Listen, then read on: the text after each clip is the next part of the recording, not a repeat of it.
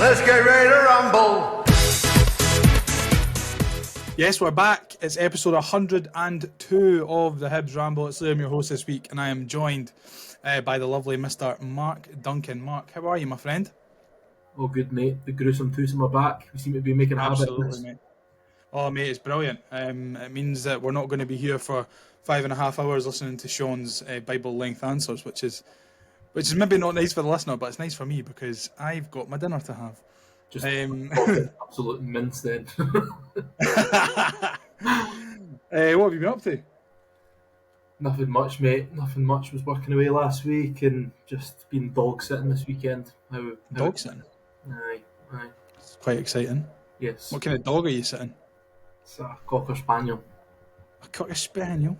Absolute nut job. Taking it wee walks in that? Aye, she's away now, thankfully, so the cat can have its house back.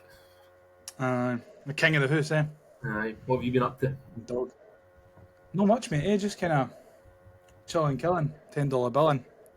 You know how it is, bro. You know the vibe, bro. Exciting. Just looking for weapons grade plutonium in the EH17 area. Oh wow! I'm just trying to delay talking about the Hibs game at the weekend. I didn't actually manage to catch any of it. I would say unfortunately, but it sounds more like fortunately this week again because it was we've racked up another defeat. This time, Marc. We'll look at the starting lineup first, as always, and it was unchanged from the side that started at Ibrox. For you, was that the right call? Yeah, you can't blame him. You can't blame him for that. I think based on the performance at Ibrox, it's what makes the defeat that much more frustrating is that obviously you come off that Ibrox performance after winning against St Johnstone and you think, right, we can maybe kick on a bit. Unchanged side, let's build a bit of confidence, let's get the 3 points against the Motherwell side who are flying at the moment, really. And then let's push on. So yeah, no, can't blame him for not changing. You think, maybe it would have been a bit of a disservice to how good Motherwell have been this season if he had have changed it and maybe weakened the side. But we've got Dwight Gale there on the bench. It's up until then. We never scored against Rangers, so. No, it's a difficult one. I mean, I maybe would have changed it. I maybe would have gone a wee bit more attacking. You probably knew that we were going to have more of the ball on Saturday than we did at Ibrox. But listen, he'll stick to what he thinks is going to do a good job for him, and fair dues. But it's all nice to say, we should go more attacking because Motherwell obviously aren't as good as Rangers, but at home and all that. But I think if you start to kind of take out guys like Kwon or guys like Triantis and start to play more attacking players, then you get the problems that we had sort of early in the season against St Mirren and all that, where our midfield gets overrun, and all of a sudden you're not talking about having possession or attacking, you're talking about actually it's the reverse effect where we're defending more. So I think that we have to have that until we're comfortable defensively, which is a long way to go, it seems. I think we have to have that core in there and almost be quite gritty, and that'll give us a bit of a base to go and attack. But I can understand why he's gone for those sort of two holding midfielders. Yeah, it's maybe about kind of finding that perfect balance between being solid and then also being a threat going forward, of course. But I think Dave Gray's new in the job. He's only been, this is our 8th league game of the season, was it? I'm not too sure. I can't remember. But he'll do some tinkering and tailoring, and he'll manage to get it right. I think the squad that we've got at the moment is very bloated with players who can play in the middle of the park and not really very blessed with, effective wingers that are fit at the moment. So he's in maybe a little bit of a sticky situation with no Boyle, no Yuan, and no Kieran Bowie as well. I mean, that's obviously got to be hurting him. But jumping into the game, the first thing that I kind of wanted to talk to you about was Nectar Triantis' first booking. I watched the highlights earlier on my way into work this morning, and it seems as if that's a striker's move to try and anticipate the contact and try and fool the referee. One, Mark, what did it seem like to you at the time? And two, because VAR's in play, why even do it in the first place?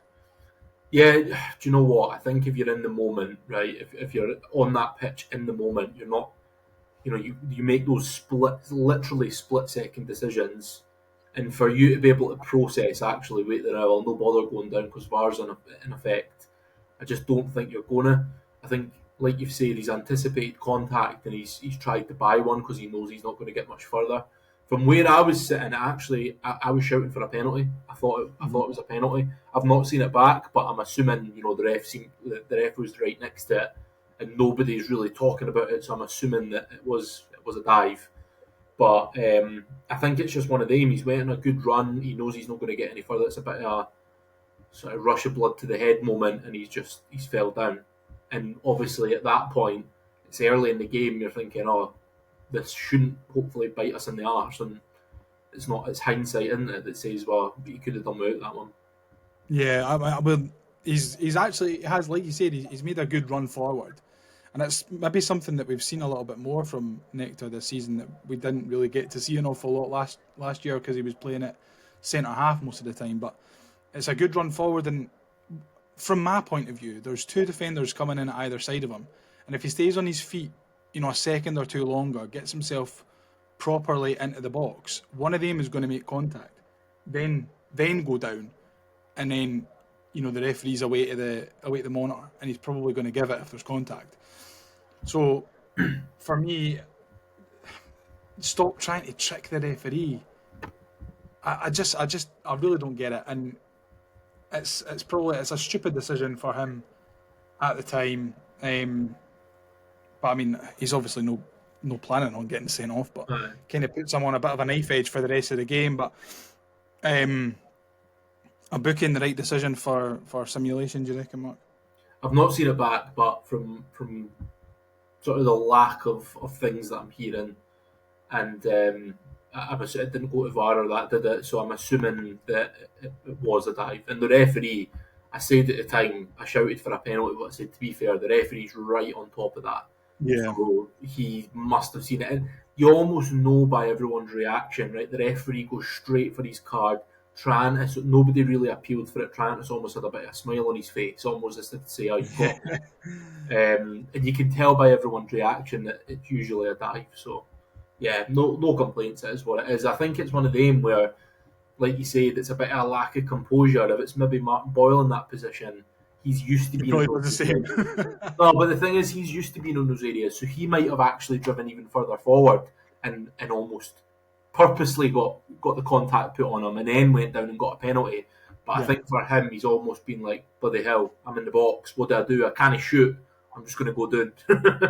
So he's maybe been looking for the foul and just tried to buy it a shade too early, because, like I said, with the two players coming in at either side, there is going to be contact. So maybe he's just anticipating it a bit too much, and before it even happens, he's on his way down. But it's daft from Nectar. But listen, he'll have now at least an international break to think about it. I don't know what happens in terms of two yellow cards and a red card. In terms of, is it immediate suspension for the next game?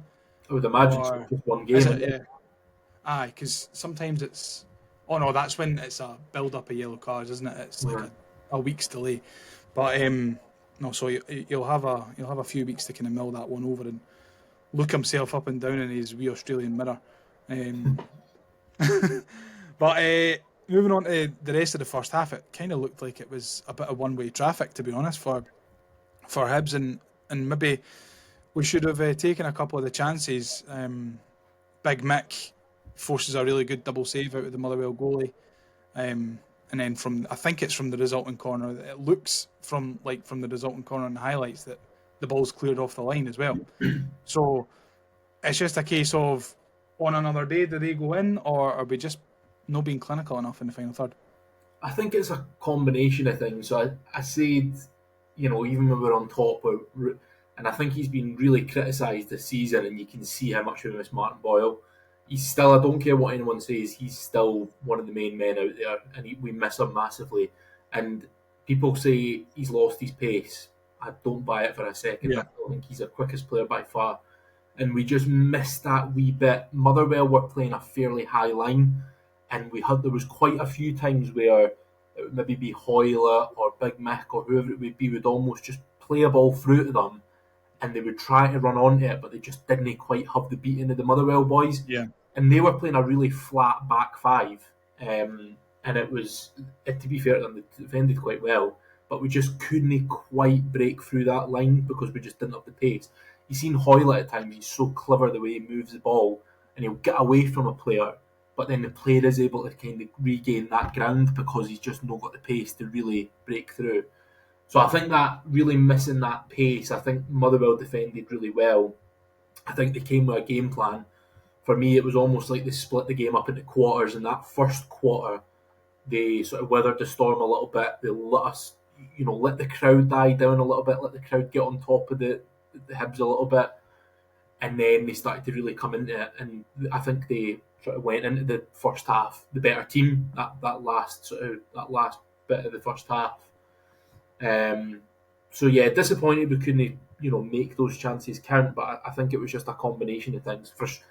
Frustrating, obviously not taking advantage, but Yeah, I mean, well, it's like the second week now in a row that we've managed to create, a half decent amount of chances that we probably could score from. And I know, obviously we scored on Saturday, but not taking them. And I just kind of hope that the forward players aren't losing an awful lot of confidence. You touched there on Junior Hoylett. I actually wanted to get your thoughts on how he played. I've heard a lot of good things. Obviously, his goal was very well taken, very clever. But what did you make of Junior's display? I thought he was brilliant, and I thought he was the best player on the park at Ibrox as well. He's one of them. He's one of them you can see a mile off that he's played at a level. He's played at the highest level for a long time. He's not the quickest anymore, but see just the way. It's so funny how you can tell a player just not even with the ball at their feet. It's just the wee drops of the shoulder, and he almost drops the shoulder, and the player goes that way, and he's not even touched the ball yet. But I thought he was really, really good. Talking his goal, I mean, you can't get much better than that. How disappointing is it that we go 1-0 down, and then we come straight back, and he scores that. He takes it brilliantly, takes advantage of a bit of a mistake by good pressing, and then it's a brilliant finish. And that's one of the other things that I really like about him. He forces those mistakes. He's so busy. You always talk about your front three, or your front two, or your striker, or whatever being your first line of defence. And that's almost lost a little bit now. People say, oh, well, winners shouldn't have to defend. He really is that. Like, he presses, he pushes, he makes himself busy, he makes himself nippy. And I really like that about him. You could see, especially at Ibrox when he went off, we missed that. We missed that bit of bite up top. It's maybe just something that we've been missing in terms of other personnel that aren't, not that they're not able to do that. It's maybe that he's willing to do the things that other players aren't willing or aren't being asked to do, maybe. So I'm really looking forward to seeing, Junior and how he actually features, if he's going to be kind of a bit part player. Obviously he's 34 now, so I think it would be daft for us to expect him to be playing 90 minutes week in, week out for the rest of the campaign. But listen, I think we've certainly got a player in our hands. And at the twilight of his career, he's got nothing to prove. He's not playing for a big move elsewhere, you wouldn't imagine. So here's hoping we can get a fair few good displays out of him. But just before I touch on Motherwell's first goal, obviously Chris Cadden has a massive opportunity at 0-0. I've seen a lot of people giving Cadden an awful lot of stick for this, right? But I don't think it's that bad. I don't think it's as bad as people are making out. Yeah, he probably should score, but I think the area in which he collects a ball inside the box, the goalie narrows the angle so well that it's very, very difficult for him to then score because there's not an awful lot of the goal to aim at. What did you think? I think he picked the wrong shot. First of all, I think it was one of them. I honestly, I've not, like I said, I've not watched it back but from what I can remember, he almost the shot that he hits, it almost bends out away from the goal rather than bending it inwards. Yeah, he hits it with his right foot because he's on the right hand side of the goal, on the right hand side of the box. Sorry, and he hits it with his right. He tries to go across the goalie. Aye. Whereas I thought the right shot was to either hit it under the goalie or sort of to the goalie's left. Yeah. I think again it's a bit of lack of composure. It was almost like you could see as soon as he got the ball, it was a bit like, Christ, what do I do now? Again, it's another one. Whereas if it's Martin Boyle in that position, he maybe takes a couple of touches and he slots it. He does pick the right shot. He goes round the goalie rather than try to hit across him. Didn't get me wrong, it's the goalie does well. He does everything right in terms of narrowing it and obviously getting a hand to it and all that. But I think Chris Cadden needs to be a bit more composed in that position because again, I think it was Big Mick goes on a brilliant run, didn't he? It was a unbelievable run, and it's the perfect pass in. Everyone was screaming for that pass. As soon as he gets in there, it's either smash it first time or a bit of composure, a few touches, and then round the keeper. Yeah, exactly. I mean, Mick wins the ball kind of more or less on the halfway line. I don't know who he actually wins it from, but it's really good tenacity and dig from Miko to win the ball back, and he drives right on, and Cadden is making a really piercing run through into the box, and he finds him perfectly. Like you said, I think maybe when Cadden gets the ball there, he's maybe panicking a little bit. I don't think he finds himself in those situations very often, so he can What's maybe. your thoughts on Cadden as a winger? I don't think Chris Cadden is a winger. I think at the moment we're playing two right backs on the right hand side. Yeah. I think Chris is, in my opinion, far more suited to playing at right back than he is to playing at right wing. I really like him at right back because he has that bombing forward overlapping quality that gets lost when he's not playing there. I mean, Lewis Miller's very good at being a right back, but I feel as an attacking threat, Chris Cadden, this sounds stupid, but I feel like Chris Cadden is more beneficial to us attacking wise at right back than he is at right wing. Nah, I understand where you're coming from. If that makes much sense. I feel if Chris Cadden is getting forward into those areas, but he's then playing right wing, then he's not really got that much of an out ball in like apart from coming inside and getting it to the 10 or the striker. Whereas if Eliuan or Martin Boyle was playing ahead of him, he'd have that out ball that someone was nearby him, he'd be able to give the ball to. So I don't know. If it was up to me, I don't think I'd be playing Chris Cadden in that position. I really like him at right back.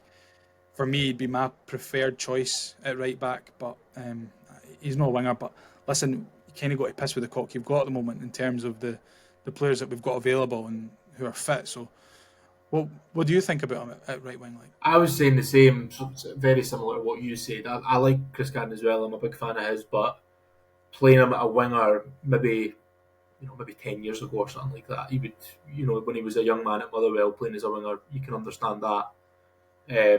But I think now the thing that I don't particularly like about it is he's played at full back for so long, right? And to just put him in as a winger, expect him to have that instinct that wingers should or do have, and that's the reason why. Maybe a bit naive. And that's the reason why he's probably missed that one-on-one opportunity. Yeah. And he's maybe not been great at getting the ball, sort of getting assists in there or getting the ball in really dangerous areas, because I think that comes with time in that position.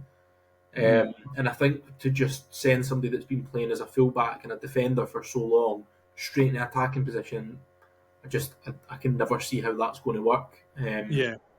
Obviously, David Gray sees more than we do in terms of training, and Chris Cadden might be really good at a good attacking threat, but from the outside looking in, I wouldn't have gone with Chris Cadden at the win. Yeah, and I think it's he has taken a fair bit of stick on socials for not finishing that chance off. But this is what David Gray had to say about the chances that we squandered at the weekend.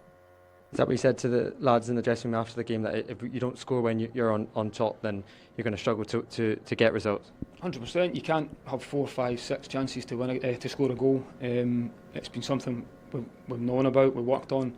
I think you could say it's good goalkeeping. Of course, it is hit the target. Goalkeeper makes a save, but they're big chances at big moments in the game, and the longer you don't take the chances, you're always liable to lose one at the other end if they're just the way games of football go at times. So, not shying away from it at all. We know where we need to be better, and that was clear today again. Kind of same shit, different week in terms of the comms from David Gray there. Kind of say very similar when we played Rangers at Ibrox. We need to kind of see where this clinical finishing is going to come from, and it's not looking very promising at the moment. Hopefully, now with a week off, an extra week training, we'll manage to find something from somewhere. Maybe someone in the academy's got a good brother or something that we can draft in and sign on a free agent. Oh fucking hell! I mean, but Marc, what's more worrying than the goals that we didn't score was the goals that we conceded. And again, we're getting done by set pieces. It seems to be a recurring theme this season. Their first goal, very well worked from a Motherwell perspective, you'd probably say. The good quick free kick along the line. Josh Campbell, kind of very, very soft, not being able to block the run. And it's a really good finish in to the near post for their first goal. Kind of just expect us to be a little bit more awake at those set pieces, though. I think it's always, when you get caught with a set piece like that, it's a lack of concentration 9 times out of 10, in my opinion. I think, and don't get me wrong, it's well worked, and obviously they've practiced on the training ground and all that, but at the end of the day, all that's happened is a man's peeled off and they've played a simple ball through. If you can't defend that, it's worrying. And all it is a lack of concentration. You've switched off for a second and you've allowed that run. And in my opinion, again, I've not watched the replay, but goalie should be doing better in my eyes. I thought this when I first saw the goal, Marc, and now I've watched it back. I watched it back quite a few times because I'd seen people moaning about Bursic and his positioning and stuff, but I think where Bursic places himself when the ball comes through, I think he's really the only one who's actually switched on when the free kick is played, and he gets out as quick as he can to try and narrow that angle.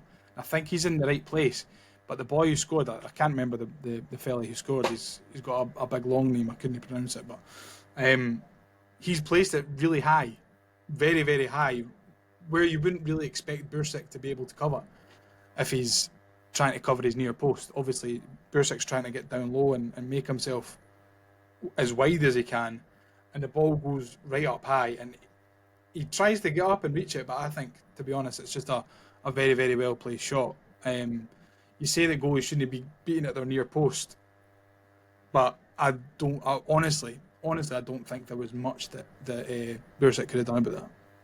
If you get beat at your near post and there's nothing that you could do about it, then you're too small. Do you think he's too small?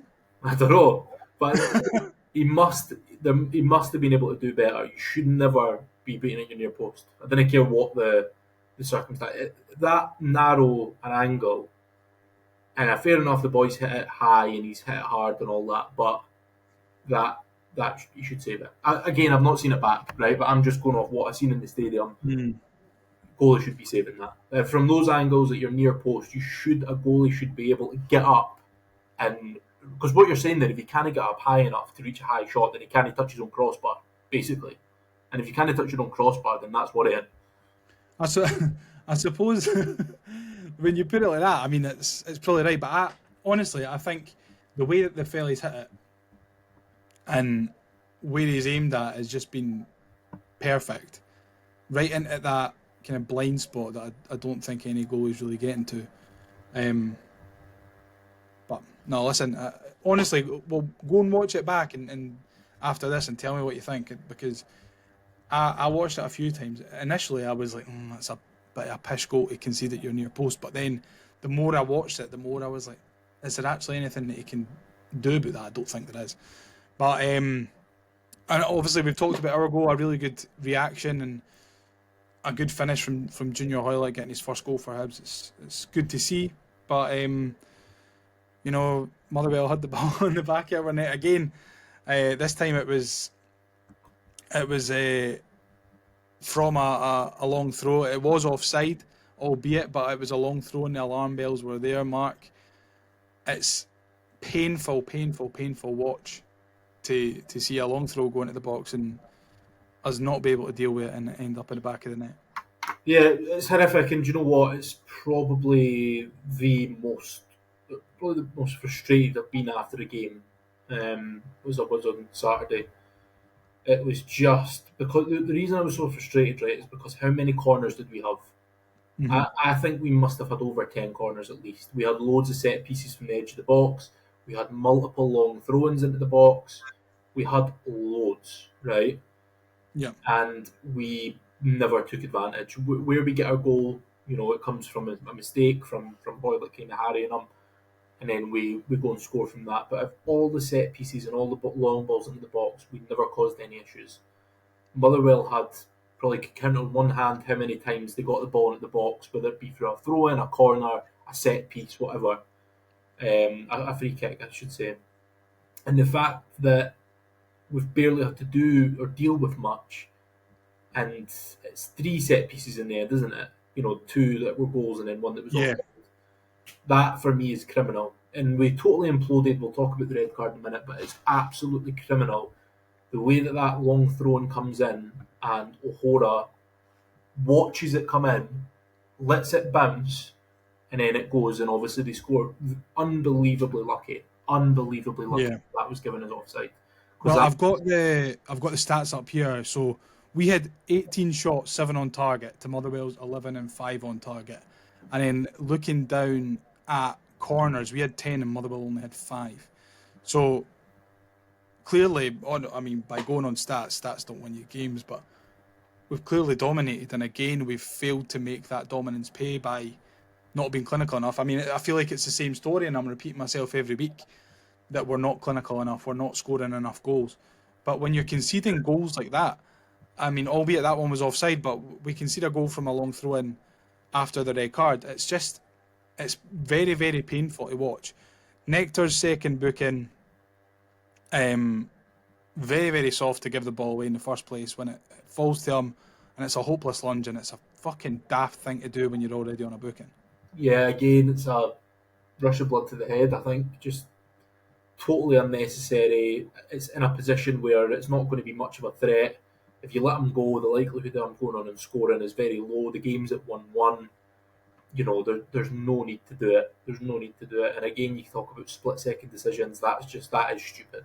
That's just, you shouldn't be doing that. And ultimately, you can say it cost us, but I honestly think that, yes, you go down to 10 men and the game becomes more difficult and whatnot. For me, there's still no excuse for the way we sort of imploded after that in the goals. Do you know what was the worst thing for me was that it almost was like every single time the ball came near the box, it was scary. It was really scary because Hibs it was almost like, what do we do? It was bouncing off them, it was bouncing off their knees, it was bouncing off their body. It was just pinging about, and it was like everyone was scared. Everyone was just like, what's going on? What do we do? It was honestly one of the worst implosions I've seen from a defensive unit in my time. I feel like we're going through a real Jekyll and Hyde performance, week by week, because there's some weeks that I think O'Hora and Ekpiteta are really very solid and they do a good job and they make sure that what they're doing is simple, it's effective. But then there's games like Saturday when, they're all over the gaff and they don't know if they're coming or going. Just before we actually talk about their second goal, this is what David Gray had to say about the goals that we lost. Can't defend, show that desire to defend your box and mark your men at set pieces. You're always going to be up against it, and unfortunately, we went on to lose the game because of that. Yeah, how frustrating was the manner of the goals that we conceded, as you alluded to, 2 set pieces? Yeah, exactly. I think, listen, it's not as if we didn't know it was coming. Set pieces are a massive part of the game every single week, but I think a lot of the work that Motherwell have done and a lot of goals they've scored this season have came from that, so we were well aware of that threat and that danger. We prepared for it this week, as we do every week, because it's a massive part of the game. biggest thing from me from that clip there of David Gray talking is the fact that he has stated clearly that we've done work on Motherwell set pieces throughout the week, and they've scored two of their goals, the two goals that counted from set pieces, and one goal that didn't count from a set piece as well. So, what set pieces have they been watching? The fucking goal kicks? Have they been watching the fucking drop balls? What kind of set pieces have they been watching, man? Again, though, I just think you didn't need to know a team's set pieces to be able to defend a long throw. Like, No, and you don't. I mean, the thing is, right? Let's look at the effectiveness of a long throw. Lewis Miller's got a long throw. Jordan Abita's got a long throw. And how many times can you genuinely remember a long throw ending up in a credible chance for a Hibs team? Because I can't think of one. no, that's Not a goal, not even a goal, a shot at goal. I'll even double down on it and say, like, how often do we actually make anything of any set piece? Like, obviously, Martin Boyle scored directly from a set piece, which I'm not really counting. But Yeah, it in doesn't terms count. of, a long throw into the box or a corner or a free kick that gets crossed in, how many times do we score from that? Not very often. And I think we got one at Celtic Park, and people will probably say, oh, here, and here. But what I noticed on Saturday is we seemed to bombard Motherwell for a period of time, whether it be long throw-ins or crosses into the box, free kicks and corners. We bombarded them, and there was not one time where I felt like we were going to score. And I don't. By the way, can I just say I don't think we dominated on Saturday. I don't think we did at all. I think we didn't create a whole load of chances. Obviously, there was the Chris Cadden one. There was the Big Mick one in the first half. For the amount of time or the amount of times that we got the ball into their box, we created nowhere near enough. And for the amount of times that they got it in our box, we were an absolute shambles. Shambles. So I'll put this to you. Do you think that the fact that our forward players aren't taking these opportunities yet, we are getting ourselves into these areas more often than not, are these players that we've got and that we're playing, are they good enough to get us to where we expect to be as a fan base? I don't know. Because football's a funny game, and I always say it, it's like all it takes is a couple of performances and a couple of wins, and all of a sudden it's like a completely new team. And at the same time, all it takes is a few bad defeats and you're in real trouble. I think that we do that. I really do think we miss Martin Boyle, and I think when he comes back, I think it'll make a difference. People will probably crucify me, but I think that we miss Joe Newell. People always slate Joe Newell, but I think with Triantis and Kwon playing behind them, I think we're going to see the best version of Joe Newell, somebody that can play his role, which I think is somebody that's in the middle of the park, that's neat, Very intelligent player. that keeps things ticking over, that picks out some nice passes. For me, he's the player that everything comes through him in transition. Everything through the defence comes to him. He kind of keeps everything ticking over. Without him, Fago no like that. I just think Josh Campbell, he doesn't offer enough in that position for me. I really like Josh. I just don't think he's a 6, an 8, or a 10. Unfortunately, I don't know. I just don't think he's any of those positions, and he just kind of floats about. I don't know. It's very difficult for me to try and pinpoint where Josh Campbell's best in the system, and I agree with you. And I think that Joe Newell, if you pop him into the 10 or just like an advanced 8, then that's where we'll see the best of him.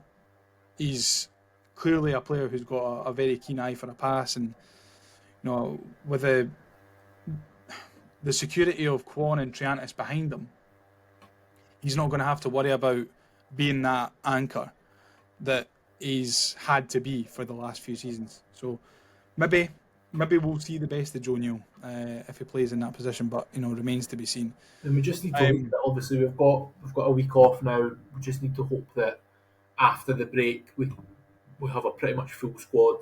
We have hopefully Joe Newell be back. I don't know how long he's expected to be out for. And we have Martin Boyle back as well, because I think obviously we've got Tannadice next, which is a difficult place to go. And I think they're doing well at the moment as well. They've started fairly well. I think they're sort of mid-table-ish.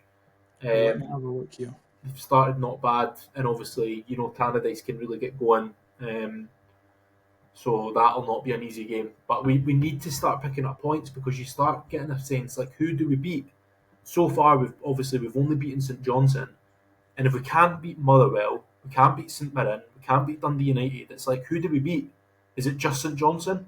Who are we actually viable to beat?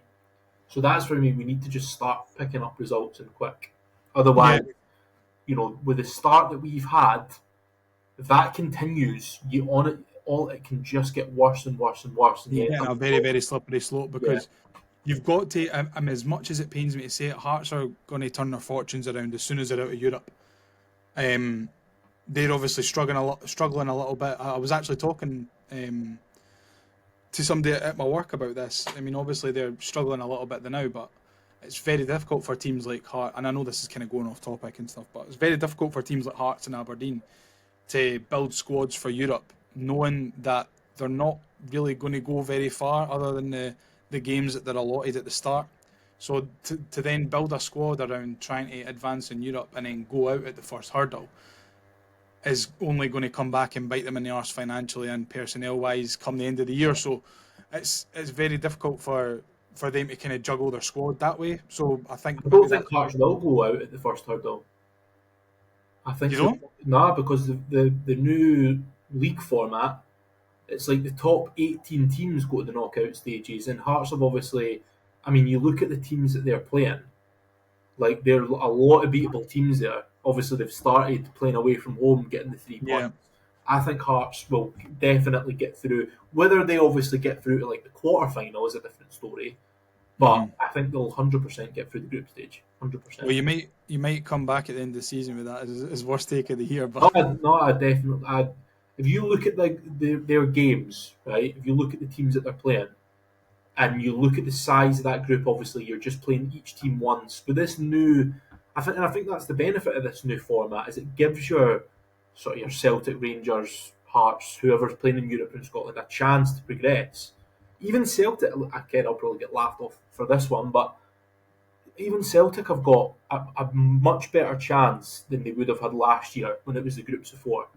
I think for me, it's so much better because one, you get however many different teams. Like you get so they've got Ammonia, they've got FC Heidenheim, they've got Cercle Bruges, Copenhagen, and CS Petra Club. I don't know if they've got anyone else other than that. I can't see. I think there's lots of winnable games there. Copenhagen, you would say, are the toughest test, but Kilmarnock nearly got a result against them, didn't they? Yeah, exactly. So I mean, we're kind of going off topic here and talking about Hearts in Europe, but I mean, it wouldn't be a Hibs podcast if we didn't talk about Hearts at one point. But no, again, it's worrying to see because obviously they are going to come good at some point in the league. So we need to make sure that we are getting as much distance because we are 10th. Remember, there's only St Johnstone and Hearts that are behind us. St Johnstone are a point behind us, and Hearts are 3 points behind us. So they could change that with 1 win. It's unbelievable to think that Hearts haven't even won a game. They've lost how many? They've lost their last. They've lost 6 and drawn 2. So they've lost their last how many games? Loads, basically. I think apart from that game in Europe, they've lost something like fucking 11 in a row or something. And the fact that we're only 3 points in front of them is ridiculous. That's very worrying. That's the worst thing is because we can't even laugh at them being shite. Is because we are almost as bad. And I think the reason why I think a lot of the early pressure for David Gray and I think a lot of the media attention has been taken away from Hibs because of how bad Hearts have started. So the minute that if they do pick up and they do start to make a run and they pull away from us, the full brunt of the media, the fans, everyone. Because I think it's an absolute. It definitely happens whereby if we are shite, but Hearts are even shiter, the pressure is less. I know it sounds stupid and all that, but the pressure is definitely less. It's not stupid. I don't think it's true. It definitely happens. So if they do pull off a run, and I think they're I think they look good against Aberdeen in that, and I think they've got a good squad. I think the pressure will really start to ramp up because going back to that point, you look at all the teams in the league this season. Dundee United look good. St Mirren have started really well again. Obviously, Aberdeen are absolutely flying. You've got the Old Firm. You've got basically all these teams that look pretty good, and then you've got us, Kilmarnock, who we couldn't beat, who are sort of at the lower end, haven't won a game yet. I don't think. They've No, won one. one of the weekend, didn't they? One at the weekend against Aye, Dundee. but it's just like like I said, who did we beat? Who did we actually? So I mean, I'm looking at the table now, and we are sitting in 10th with 5 points, and from us to St Mirren in 6th, there's only 3 points in it. But then from 10th to 4th, which is Motherwell, we're 8 points behind, and that's already a large gap. How many Aberdeen are like 20 in front of Hearts, isn't there? Both Aberdeen and Celtic have got 21 points, and Hearts have got 2. That's mentally. So 19-point gap already. Aberdeen are the only UEFA. They're the only UEFA side to not have been beaten yet this season. Their bubble will burst. It'll burst. See when they play the Old Firm, it'll burst. Because Thing is, they're doing the right thing by getting themselves. nah, That we're not trying, but they've done the right thing by just getting themselves and making that gap. I mean, that's a 5-point gap that they've got on Rangers already. look. Didn't get me wrong. They are looking really good, but the big challenge obviously comes playing the Old Firm, getting through the Christmas period when you've got ridiculous amount of games in December, and then you pick up injuries over the winter and all that kind of stuff. I think if they can get through that and obviously get to New Year in a strong position, and who knows, the sky's the limit. But we'll see how they go. I think they've still got a lot of tests to come. They've not played the big. But to say that maybe Hearts was their first test, and Which they were very lucky. They were very, very lucky because I think I didn't watch the game, but from what I heard, Hearts were the much better team, and obviously it took a man getting sent off for Aberdeen to go and take advantage. So, yeah. But yeah, we'll come back onto track, and this is what David Gray had to say about what happens now, in terms of what he's thinking about the rest of this kind of winnable run that we're on. Finally, then, how do you go about picking up the lads after a result like today? Hard work straight away. We've not got a game until obviously 2 weeks now with international break, so we've got a long time to think about this one and try and do everything we can to put it right.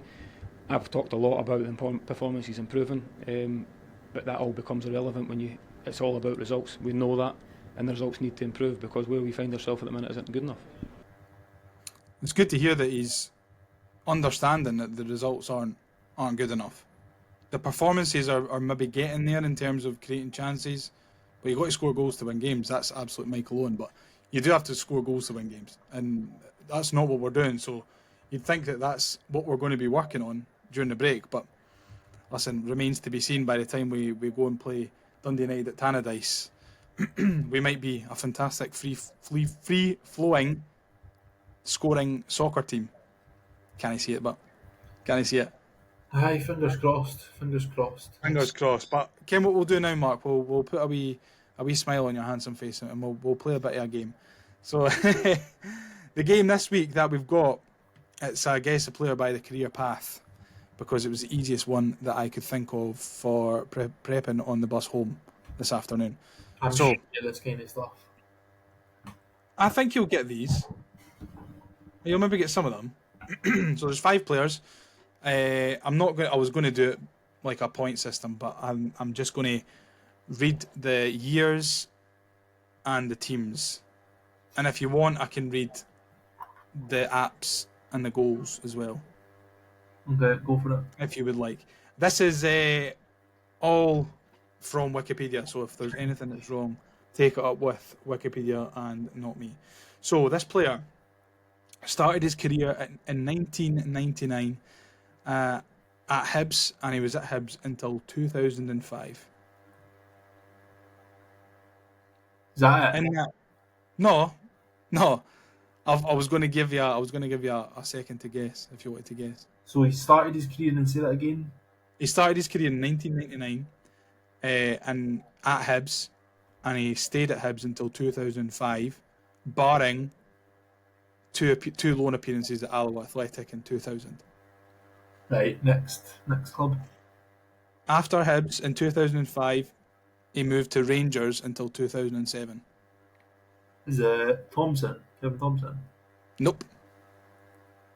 After Rangers, he spent a year at Norwich from 2007 to 2008. People are going to be watching this screaming at me because I'm so like this. So he went from Hibs to Rangers to Norwich. Whittaker? Yep. Nope. Fucking hell, are you serious? From Norwich in 2008, he came back to Hibs until 2012. It's no Whittaker. And he was a captain as well at points. Ian Murray? That's right. Well done. I never knew Ian Murray was at Norwich. Aye, but he just moved. I think he was here very, very briefly. I think he was there at the same time as Stephen Whittaker. I can't remember. But yeah, Ian Murray it was. This one might be a wee bit harder for you. But this player began his career in 2002 at Banjul Hawks in Gambia. And he stayed there until 2004. Is it, what was the boy who had a couple of years ago? Got him from Rainbow FC. No, it's not him. It's no Momo Bojang. I wouldn't bring my favorite back into you with that. From Banjul Hawks, he moved to Grazer AK in Austria from 2004 to 2007. Right. To be fair, I don't think he'll get it in the next two either. In 2007, he moved to SV Ried in Austria until 2009. And then 2009 to 2010, he played for Frankfurt. Is he Austrian? No, Where's he from? Gambia. Oh, hi, Gambia, of course. And Is it? Wait, say what year was he last at them? at Frankfurt, At Frankfurt. What year was he at Frankfurt? he finished at Frankfurt in 2010. Is it Pakujabi? Yeah. And then from 2010 to 2012, he was without a club. Is it Pakujabi? Not. Yeah. That is Pakujabi. Yeah. And then obviously 2012 to 2013, he only made 13 league appearances for Hibs. Did you know that? Scored no goals. And he was most recently at Soham Town Rangers. I don't think he's played a professional game of football since the Scottish Cup final. He's probably just went into hiding since then. But yeah, it was Pakujabi, so you're 2 for 2. I'll never forget the free kick against Motherwell. The Gambian Roberto Carlos. It was about 40 yards out. And And it hits the corner flag. It was a pure P-roller out for a throw. I remember, I don't think Easter Road has felt anticipation like that. And every person in that stadium, home and away, even the dugouts, Laughing. pissed themselves laughing. Thing is, and he did the big run up with the little steps like Roberto Carlos used to Short sleeves with gloves on. do. Incredible, absolute incredible. That's Clydesdale Bank heritage there. Oh man, Absolute Clydesdale man. Pakujabi, what a hero of a guy. Maybe not for the 19th of May, but maybe not not bad. anything else either. Maybe not, just for that free kick. Next one. I'm not sure if you're going to get this one, you know. It was a bit of a curveball. I kind of forgot that he even played for Hibs. So this player began his career in 2006 at Rangers, and he stayed there until 2011, and he only made 2 first-team appearances. During that time, he went out on loan to Dundee for a year in 2008, and then back to Dundee in 2010. So he was never at Hibs? No, he was at Hibs. Alright, I was going to say, like, are you just picking out random players here? No, I was just. He was at Rangers, barely made any appearances, went out on loan to Dundee a couple of times. Yep. What You got a year? guess? What year did he last play for Dundee? 2010. Right. He then moved to Inverness until 2013. Right. After that, he moved to Birmingham from 2013 to 2018. Right. During that time, he came to Hibs on loan in 2016 to 2017. He Right. then moved to Luton Town from 2018 until 2021. Signed for Charlton in 2021. And from then, he's been at Livingston. I'm just trying to think of Inverness to Birmingham. Yeah. Is it Adam Rooney? Nope. He never played for Hibs, you donut. He's the only person I can think of. He scored a goal for Hibs against Hearts at Easter Road. James Collins. Nope. He's Scottish. Oh. Ricardo Vazte. No, not Ricardo Vazte. Not the famous Scottish man, Ricardo Vazte. Right, Scottish person that scored against Hearts. What year did he score against Hearts? 2007, the year after we won the Cup. The League Cup. No, the Scottish Cup. So 2017. Aye. I don't know if it was 2016 or 2017. But it was the season after we won the Scottish Cup. Scored against Hearts. At Easter Road. Is it Andrew Shinney? It is. Is it? It is. I had to get you a bit of an educated guess to get there, but I don't think I would have got that, to be honest, from the first few. I think it would only clicked when I heard Livingston. Yeah. Andy A Shinney. lot of copies, no. I think I was stuck to that Inverness and then obviously when you mentioned the derby, I was just basically reeling off whoever scored against Hearts, which isn't many people. Aye, so Andy Shinney, so you are 3 for 3. Is that 3 that we've done? Aye, it is. Next up, this player began his career in 2016 in Lyon's B side. 2016. So he spent 1 year in Lyon's B side. Is it Ella Yuan? Nope. From there, he got moved to the A team in Lyon and he stayed there until 2018. Is it... No. Can it be him, can it? No. No, it's not him. In 2018, he moved to Nice and he stayed there until 2021. Okay. In 2021, he moved to Hertha Berlin. Oh, what's his name? Is that the boy that signed for us during the Kilmarnock game? No him. I don't know then. From Hertha Berlin, he had a couple of loans. One was to Reims in 2023, and in 2024, he joined Hibs on loan. Oh, it's what's his face? I can't even mind his the boy that was on loan. Maeda. Maeda? What's No, his... he played for Celtic. No. Malida. Malida. Aye. You know what? Wizian Malida. I thought that maybe would have tripped you up, to be honest. Nah. Because it's so recent. To be fair, aye, but it being so recent, I think that's what. I mean, how many French boys have we signed? Not many. That's true, actually. That's true. It wasn't going to be Boozy, was it? Or Boogie in the morning. Right, last one before we go on to list my questions. This player, fucking hell. I'm going to be absolutely done in with these pronunciations. This player began his career in 2013 with Rapperswil Jona. What country is that? Fuck the Fano. Made 7 appearances and scored 1 goal. Right. You want to have a guess? No. From there, he moved to Grasshopper. in 2015 to 2018, 32 games, 3 goals. What's his face? The striker, Swiss boy.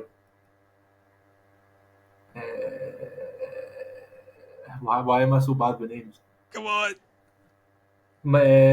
Florence Camberi. That's the one. Florence Camberi. That's the one. Obviously came to Hibs in 2018, left in 2020 to go to Rangers on loan, which was the weirdest, I remember that. That's a bit the strange. weirdest transfer really that I can remember in recent times. And then he got pumped from Hibs away back to Switzerland. And remember, he ended up at Aberdeen as well. He ended up at Aberdeen in 2021. Mind that. What's he doing now?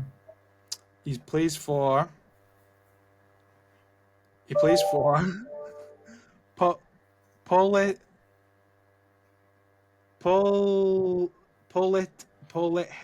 Hinika, and he's played 9 times this season and he's scored 1 goal.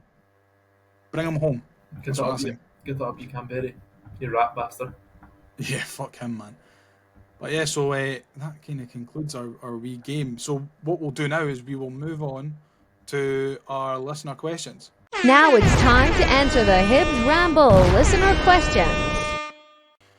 And first up, as always, John McIntosh says, what is for dinner, before he goes on to ask how long before the Vans turn on grey. The Vans? The Vans? The Vans turn on grey. Oh no, I fucked up. They've got their indicators on and they're turning. I had a tuna pasta bake. Oh, nice. Which was pretty nice. I don't know what I'm having yet because I jumped on here as soon as I got back in from work and I didn't even say hello to Megan. Oh. I just ran straight in here. Hand in the face. Your mum's? Yeah, they're at Megan's mum's tonight. Nice. Which is why Tuesday is the perfect night for recording for me. They're every Tuesday? That's every Tuesday, yeah. So I came straight in, hand in the face, Megan, don't talk to me. I've got a podcast to do. So I don't know. I don't know what I'm having yet. But tuna pasta bake sounds nice. Was it good? Did you make it yourself? I did. Well, I didn't make the sauce or that. I put tuna in pasta and then put a jar of sauce in, basically. What kind of sauce did you have with it? Tomato based? Pasta bake sauce. Aye, but kind of talk. It was like a mascarpone type. I do like a tuna pasta, I kind of didn't eat tuna for a very long time in my life, and then I grew up very quickly and realised I'm a big fan of the tuna. Very good. And how long realistically before the Vans turn on David Gray? It's happening already, really, isn't it? Yeah. You go online, but look, social media. It's a lot. It's a cesspit, really, isn't it? It's actually. I don't even have the words to describe some of the people. You go onto Facebook and some of these people commenting like, resign, just resign, sack them, get rid of them. It's like, what do we do here? Is it like every time we lose a game, get rid of start again? The reason, or one of the big reasons where we are, is first of all, obviously recruiting the wrong managers and getting rid of them far too quickly. Yeah. I just think I'll not turn on them unless I think the derby will be a big one. I think if you lose a derby, especially at home, I think that's almost unforgivable, and I think it takes a lot to then get the fans back on side. But look, I'm going to stick with him. I think he's kind of have to, though. I mean, I think the board probably appointed him knowing that he would get a wee bit more patience with the fans because of who he is. But what we can do is 7 games into the league season, 8 games into the league season, is now blame Gray for the mistakes that previous managers have made, because he's playing with Johnson's, Maloney's, Montgomery's, Jack Ross's players who have got those managers sacked for not performing well enough. Yeah, so, I think it's probably a 2-3 year thing. We have got to. If it's not Gray, then it's got to be the next manager. We have got to stick with him or her. You never know. We've got Chelsea manager. we've got to stick with them and make sure that they have the sufficient time needed to build what they want from this Hibs team, because at the moment it's a massive cocktail of 5 or 6 different managers, players coming together and trying to play another manager style of football, and when they can't do it because they know the right players for that system, the manager's getting punted. So No, I totally agree, and I can only imagine how Hibs players feel or have felt that have been there the last few years. Guys like Joe Newell, and because look, for anyone that works, anywhere in that sort of corporate environment or whatever it might be, if you like as an example, right, over the last year, I've actually had like 3 or 4 different managers, and it's been shite. Like, it has been absolutely shite, and that's working in an office for a living. So I can only imagine what it's like to have somebody taking you in this direction. They bring in their own team, their own sort of, they've got their own culture, everything, right? You start to go in this direction, and then boom, right, they're taken away. Somebody else comes in, right, we'll move in their direction now, they're taken away. I can only imagine how difficult that is for them. But and you didn't have to do your job in front of 15,000 folk on a Saturday afternoon. booing you.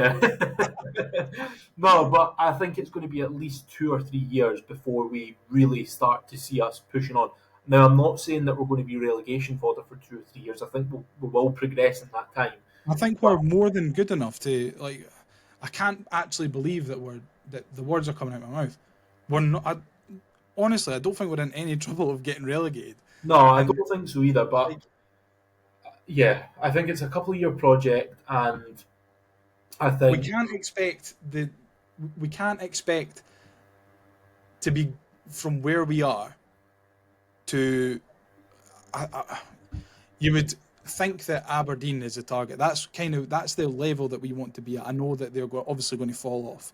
They're not going to be right up behind Celtic for the whole season, but a team that's beating the teams that aren't the Old Firm and doing well, being comfortable, that's where we want to be realistically as a club. And I think Europe, the big Exactly, and we're not going to get there if we carry on. And I feel like me and you especially, Mark, have said this since we started the podcast. We cannot keep carrying on this merry-go-round the managers. And I know that the revolt hasn't happened on David Gray yet, but if we don't pick up the results, it will happen. We know it. So I just really don't know. It feels like a very, very poisoned chalice at the moment, this Hibs job. It is, and I think all you have to do, and I know I've said it loads of times and I'm a bit like a broken record, but if you look at what other clubs have done and look at how they've been successful, St Mirren, I think, are 3 or 4 years into Robinson's reign. Motherwell stuck with their manager, through a really difficult time where I think they went, I can't even remember, but it was a long, long time where winning a game, they stuck with them, they're reaping the rewards. Kilmarnock are obviously going through a tough period, but they've obviously had European football. They had a really good season last season, and that was 2 or 3 years into McInnes's reign. It comes with time. It comes with building your own team, with building your own everything. I think as well, I mean, the difference between us, Kilmarnock, St Mirren, Motherwell, I think, is the fact that, and this is going to sound like I'm belittling them or being condescending or anything. I think the fact is that their budgets are considerably smaller than ours, that they need to take more risks on players, so they bring the vast majority of their players in on loan and through free agents, and they give them shorter contracts. We're tying boys down to 4 or 5 year deals because we're spending 600, 700 grand on them. So, a year down the line when that player is deemed not good enough, a la Dylan Vente, they're shipped out, and we can't really afford to then spend a big fee and pay a player a big wage then on top of that to come in and replace him, because the people need to come in, the teams need to come and buy these players that we don't want. Yeah, And but if we don't want them, then who's going to come in and offer 600, 700 grand for a player that we want to recoup the money that we paid for? Motherwell and Kilmarnock and that, I don't think have that problem because their turnover is so high, and the players that they're bringing in, if they're not good enough, then they're just leaving in a year or 2 years. But we're stuck with them. Yeah, but then that comes back to our recruitment, and it boils down to getting rid of managers because, you know, if we sign a Dylan Venti, let's just say, and get rid of, I think, was it Montgomery that brought him in, or was it Johnson? Lee Johnson, I Lee think. Johnson, it would have been now. So Lee Johnson deems him good enough, worth the 700 grand, right? It's 2 managers down the line now, and we've still got that player. So what Lee Johnson deemed is worth 700 grand, maybe David Gray didn't. And maybe David Gray's just paid 600 grand for Bowie. If we get rid of him 2 managers down the line, or the next manager doesn't think he's good enough, i.e. we get rid of him, it's all about the manager bringing in the right players that he thinks is good enough, and then, you know, going with it. And do you know what? See, if they're not good enough, then that's on the manager. At least at that point, it falls down to the manager rather than anyone else. Yeah. But see, the thing for me, right? I know going back to the question, I think the measure of success for us, what you were talking about there, is for me is Europe, right? Because obviously there's no chance we're going to win the league, unfortunately.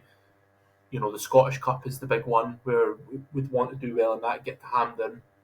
But the thing that's hurt me the last few years is with the change in the coefficiency, third place basically being We've not been guaranteed anywhere near it. football till Christmas. Now, if we had have got there, if we had have finished third in one of these last few seasons, that's what you live for as a football fan. I've only been to one European trip, which was Lucerne. I could only imagine having those trips for the whole year up until December, and now January potentially, or it is January now with the new format, and then potentially even knockout football, because there is a good chance that you get knockout football. For me, that's the thing that really hurts, is missing out on that. The thing is, by the time we're good enough to get there, these fucking diddy teams like Hearts and Kilmarnock will have fucking humped the coefficient.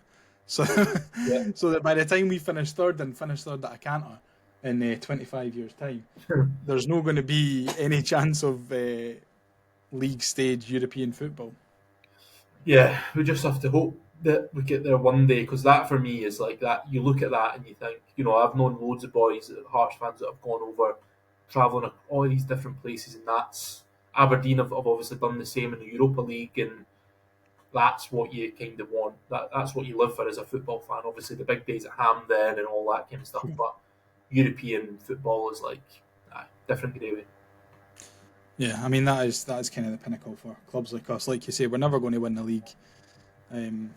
Scottish Cup is probably as good as it can get for us domestically, but Europe that's what we all want. We all want a good few away days to cities that we've never heard of before in our lives. Yeah, and I think the thing is now, it's like you look how far, because even like 10 years ago, right, I can always remember Celtic being miles ahead of us, right, but they were always beatable. I always felt like if you got them on a bad day and if we played really well, or if we maybe had a particularly good team at the time, I always felt Celtic and Rangers were beatable. It was always one of them that you had to be at your best and they had to have an off day. Yeah, but it was possible. See now though, the way that Celtic are, they win the treble pretty much every year. It was never like that when we were kind of growing up. I know it was generally between Rangers and Celtic, but you always got the occasional hit, like Hearts, Inverness, you know, all these like different teams, Aberdeen, Dundee United, all these different teams potentially winning something. And for the last, probably since COVID especially, and a little bit before that as well, it's almost impossible to win a trophy now. It's so... Because Celtic are signing boys for 10 million quid. It's like, what chance have you got? Exactly.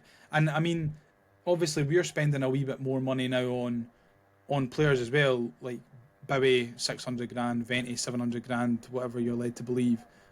But the teams that are coming up for the championship, and the teams that are kind of, you know, lower, like bottom six Premiership, what chance have they got? Because they're still having to rely on loans and rely on free agents and stuff. So the gap is only going to get bigger from Celtic and Rangers.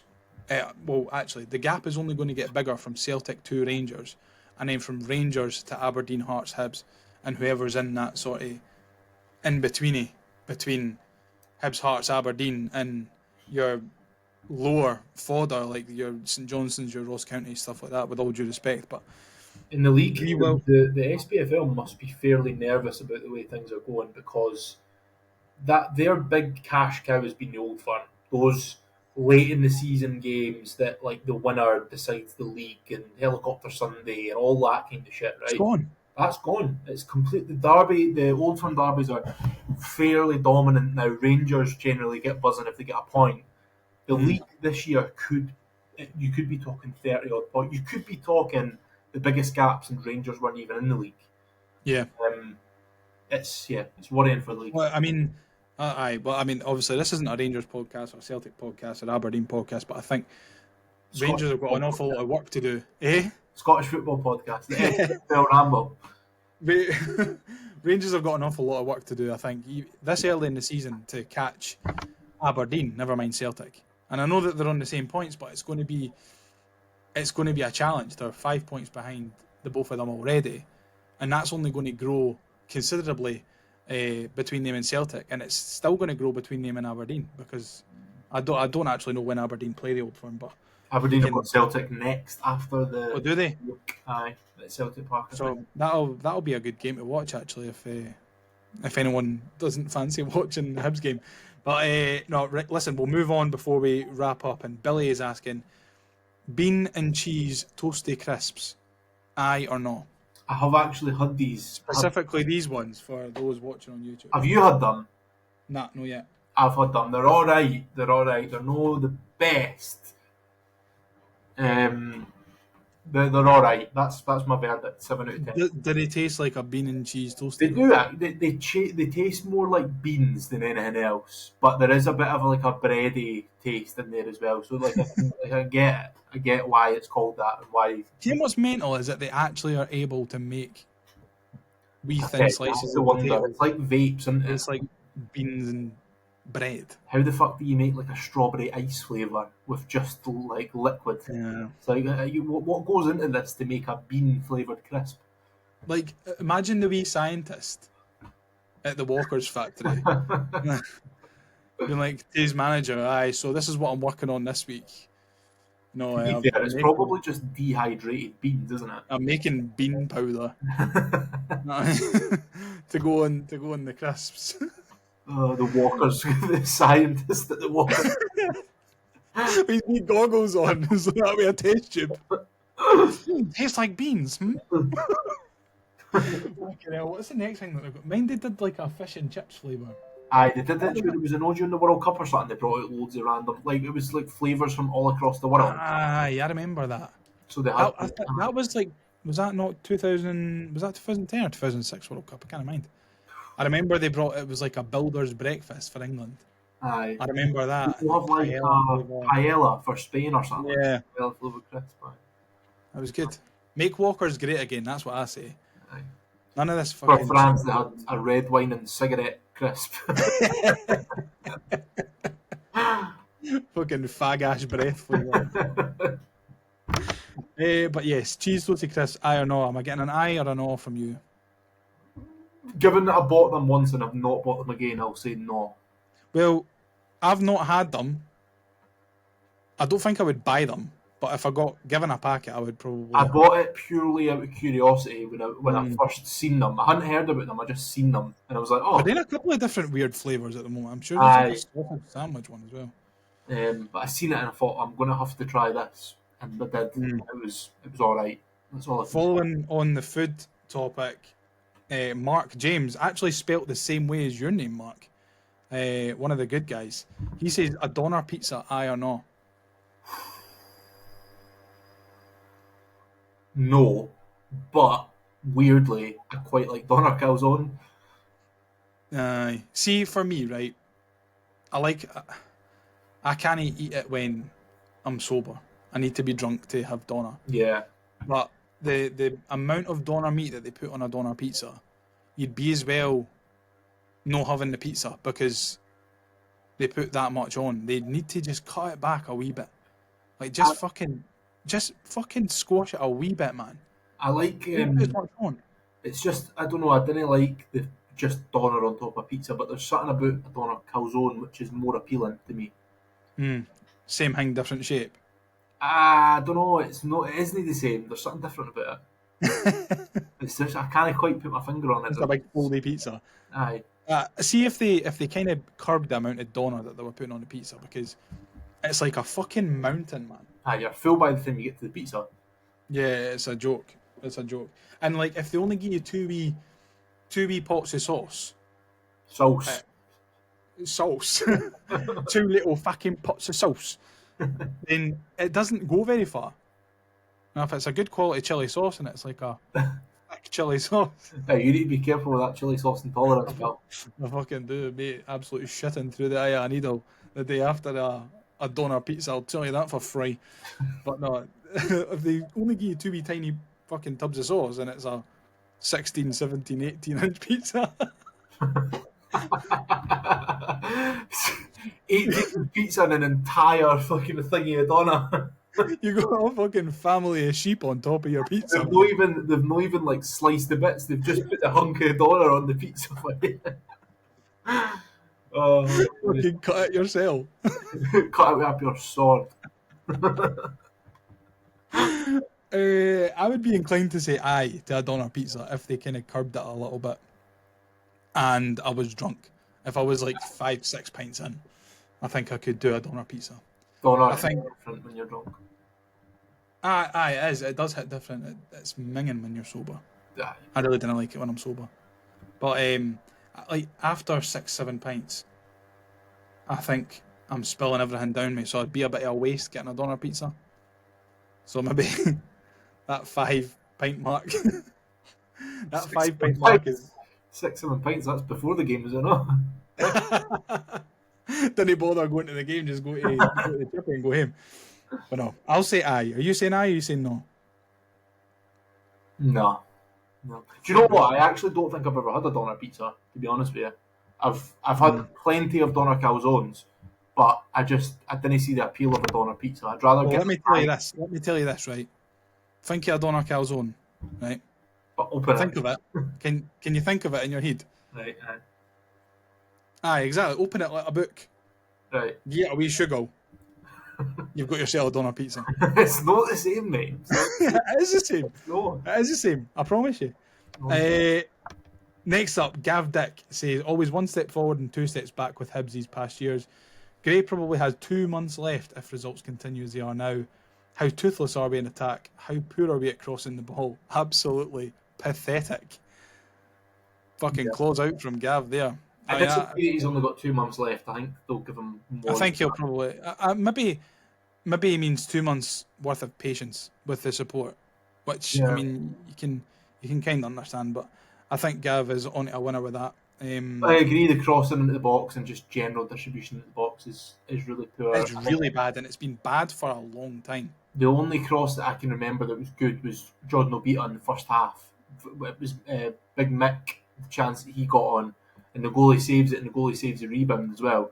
And we were getting a lot of success and a lot of joy putting in the early crosses, which we just refused to do. We kept driving in, but see those early crosses, and that one from Obita was beautiful. Mm-hmm. Kev Wilson says, are we all ready to admit that Lewis Miller is never a footballer and needs stopped pronto? I think that's a bit harsh. He is fucking shite, to be fair. He is really, really bad. I agree, he's got all the attributes. He's not a great start to the season. All the attributes, like tall, strong, fast, physical, everything. He's just not got a brain. He's like a footballing brain. And he's just, honestly, some of the times where I see him on the ball and he just tries things and you're like, what are you doing? Why are you doing that?